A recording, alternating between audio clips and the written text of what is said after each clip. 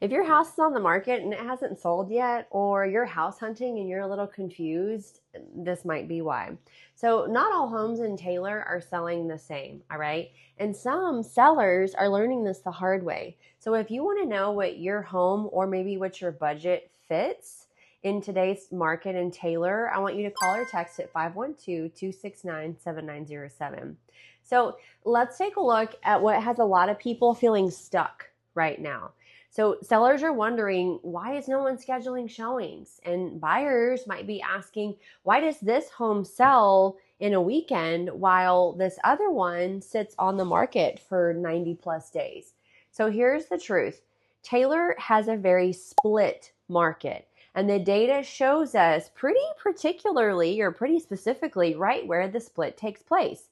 So here's what's actually moving in Taylor right now when we take a look at data-based trends, because we all know homegirl likes some data, okay? So here's the price ranges that are selling. Homes that are priced correctly in the high 200s and the mid or to the mid 300s are seeing really strong activity. Now, these are going to be your entry level or your first move up homes. This is where the demand is still real. Okay, so if you have a home that you're currently in and you're wondering, I'm thinking about maybe making an upgrade, or maybe you've got a transition that you're preparing for, these are some things to think about, because we're still seeing some multi-offer situations on this price point, and we're seeing a really strong amount of consistent activity. Now, here's where the slowdown happens. So anything that's above the mid 400s, okay, especially if it doesn't have updates or upgrades, this is where we're seeing the longer days on the market. We're also seeing fewer qualified buyers from a lending perspective. So that's something to think about. Now, when we look at acreage versus subdivisions, you have subdivision homes that are move-in ready or that have the move-in ready features. They're definitely still getting attention, right? So this is where we're seeing not as many people want to tolerate or put up with a fixer-upper. They're looking at, okay, there's more opportunities. There's more of a presence in the market. We have a higher supply. So then people are saying, well, I'm going to go for the one that's the most up to date and requires the least amount of work, because buyers can do that right now. Now, when we look at properties that are sitting on land, or acreage properties is what we're going to call it for this demonstration, they're much slower unless they're priced more aggressively or if they have something truly unique.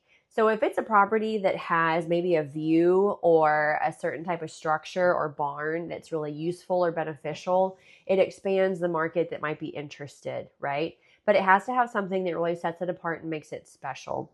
So here's where we're seeing a behavior shift in buyers.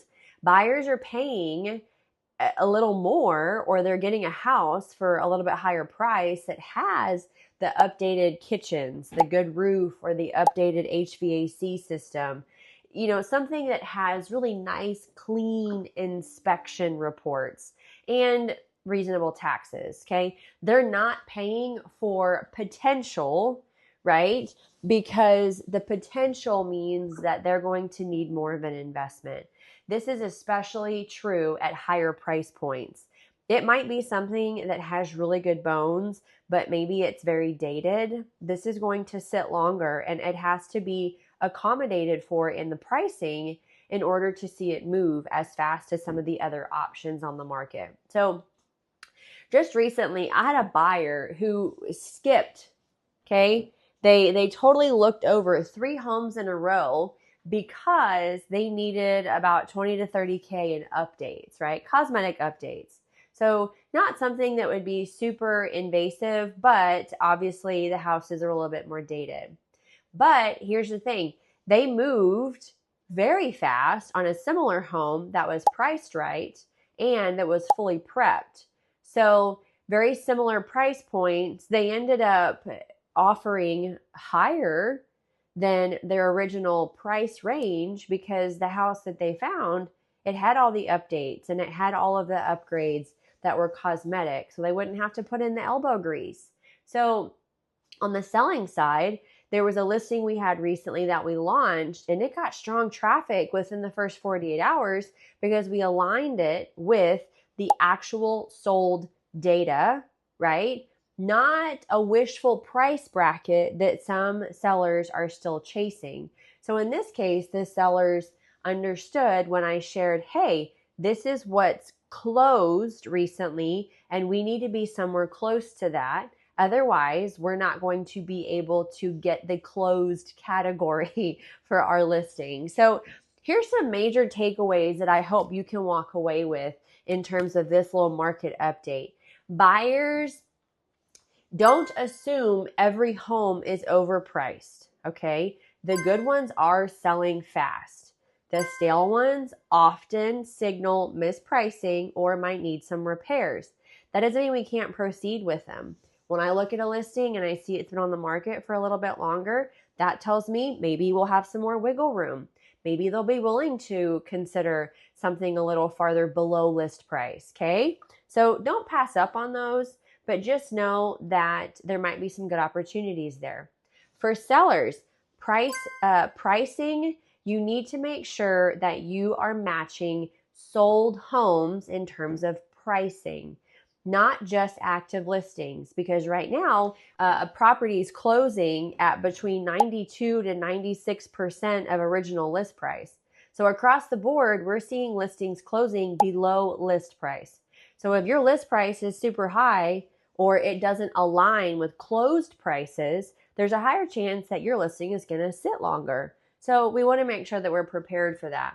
The difference could be a listing on the market for 10 days versus 100 days, right? And when we look at 100 days, that means you've made at least 3 more house payments on that property.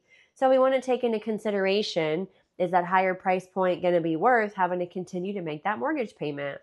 So if you want to know how your home or your budget fits in today's market in Taylor, call or text me at 512-269-7907 or reach out with the links in the description, and let's talk through some of the best options for you, whether it's Taylor or one of our awesome surrounding areas.